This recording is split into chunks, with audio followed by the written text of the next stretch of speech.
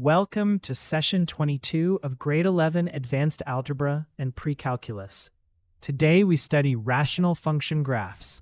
The focus is to analyze rational function graphs using asymptotes, intercepts, and sign behavior. By the end, you should be able to do these three things. 1.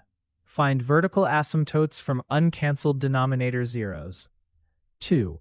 Find horizontal asymptotes from long-run behavior. 3. Use intercepts to anchor the graph. Rational graphs are shaped by division. Denominators create forbidden inputs, and degree comparison often gives long-run behavior. A vertical asymptote usually comes from a denominator 0 that doesn't cancel. A horizontal asymptote describes where the function heads far away. For f of x equals 3 over x minus 2 plus 1, the vertical asymptote is x equals 2 because the denominator becomes 0 there. The horizontal asymptote is y equals 1 because the fraction approaches 0 far to the left or right. This is the parent 1 over x graph stretched by 3, shifted right 2, and shifted up 1. For g of x equals 2x plus 1 over x minus 4, the vertical asymptote is x equals 4. The numerator and denominator have the same degree, so the horizontal asymptote is the ratio of leading coefficients, y equals 2.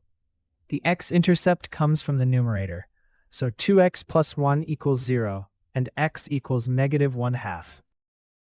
Your turn. What is the vertical asymptote of f of x equals 1 over x plus 7? Pause the video and solve it. Here is the solution.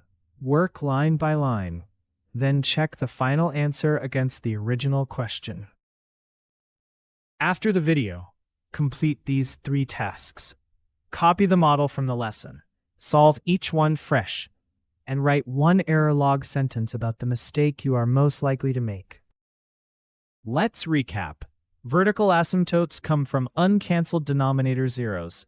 Horizontal asymptotes describe long-run behavior. Same-degree rational functions use the leading coefficient ratio. Intercepts help position the branches. Before moving on, write 1 sentence. The step I must protect is that small reflection turns the video into real self-learning.